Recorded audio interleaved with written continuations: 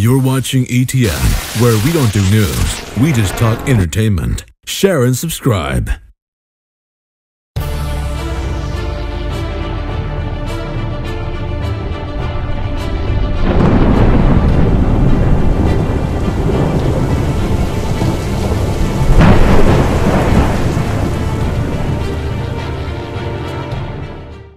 Hey guys, welcome to Entertainment Talk Nation. I'm your host Rob, and in this video we're going to talk some Godzilla 2014. It has been a little bit since I did a 2014 video, but a couple of topics came up on the Nation Facebook page that I thought would be a good topic of discussion. Now, I know I did a video with the whole Gareth Edwards thing and things of that nature, and a couple of videos back I did the whole rumor thing about the two Godzillas, and we spoke a little bit about this on the Nation for the past couple of weeks, and myself and a number of other people agree that I don't think it's about being two Godzillas. I think what people are getting confused, or at least the people who started the rumor, is that you're going to see two different types of Godzillas. Same Godzilla. You're going to see what we like to call, what we officially call on the Nation Facebook page, post-charred Godzilla and then charred Godzilla.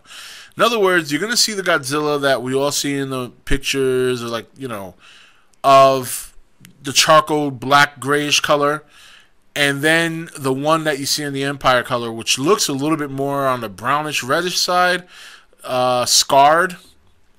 And I think what's going to happen is when they nuke him in 1954 and you never see him again, when he resurfaces, you see the whole charred look. You know, the remnants of being bombed by a nuclear attack. So I think that's what we're going to get. I think we're going to get pre-charred Godzilla, post-charred Godzilla, and I think that's probably where some people are being confused. Now, that's just, again, that's just a speculation and opinion. It doesn't mean that, you know, nobody knows. I mean, there's no idea.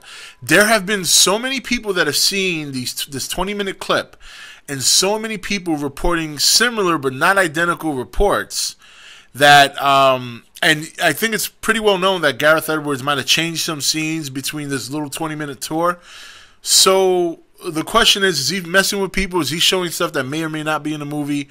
You know, I don't know. I don't know.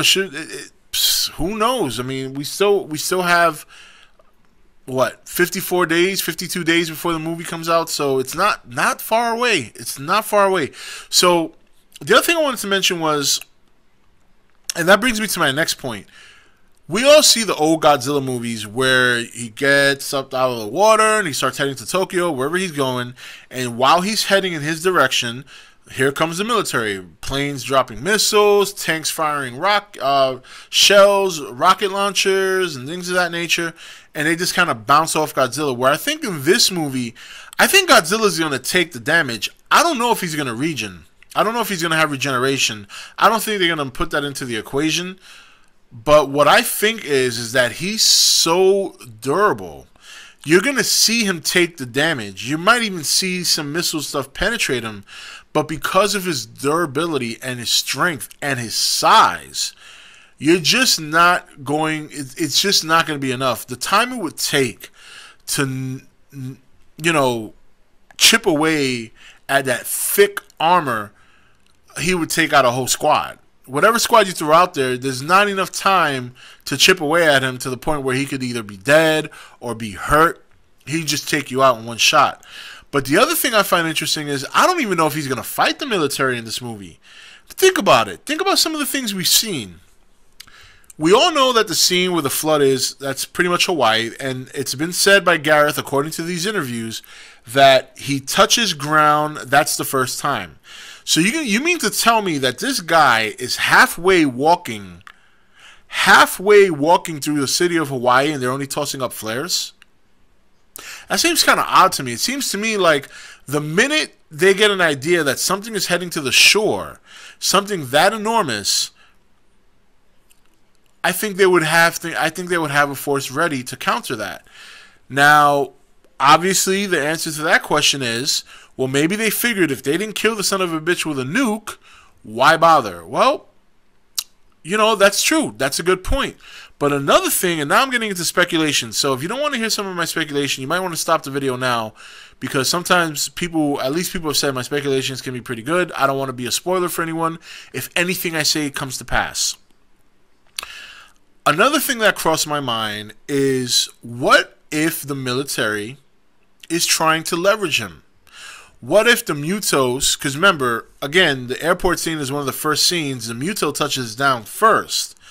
What if they're trying to leverage Godzilla to take out the Mutos? I mean, think about it. They're firing the flares. Maybe they're using the flares to guide him to where they want him to go. I mean, it just seems odd to me. Now that I looked at the trailer a gazillion times, now that I've read all these different interviews with Gareth Edwards and read all these different articles talking about the 20-minute footage they've seen, it seems to me that it might be possible that the military doesn't even engage him, but rather they try to leverage him to take out the Muto. Could I be wrong? Absolutely. Am I wrong? Probably. But I just find it weird, and maybe there is the military engaging him in that scene, and we just don't see it because they want to keep it as a surprise. But man, he's walking dead through the city, and there's three fools there tossing up flares. I mean, and again, it could go back to the whole thing of why bother? We couldn't kill him with a nuke. We're not going to bother with conventional weapons. Let's save it.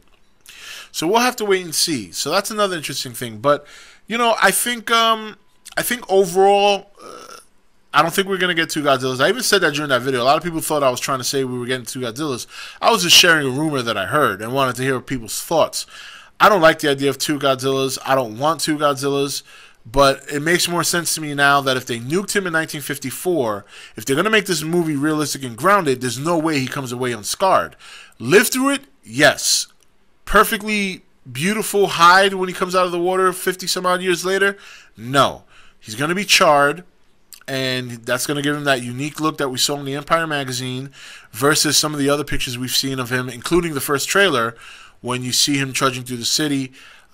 You know, but that's also supposed to be the end of the movie. So that's another, maybe he does have a sort of region and he slowly regenerates as he feeds on nuclear energy. Who knows? Who knows? I can go all night with this stuff, but we're not going to do that. We're going to talk more Godzilla 2014 this week, and that's it. That's it. So give me your thoughts on that. Post-charred, or rather pre-charred, post-charred. How do you feel about that as opposed to two Godzillas, just two different types? One in 54, one at current times. And what do you think? Do you think he's going to fight the military? It doesn't look that way to me. If they learned their lesson in 1954, I can't see why they would try. And based on what I've seen in the trailers, I see a lot of flare shooting. I don't see a lot of bombs and rockets. I don't even see a military presence in some of the city scenes. So, but again, that's how trailers are cut. I'm sure they kept a lot of that good stuff out of the picture, but who knows. Anyway, guys, this is Rob signing off for E.T.N, where we don't do news, we just talk entertainment. Take it easy. Thank you for watching E.T.N. Don't forget to subscribe and join the Nation Facebook page.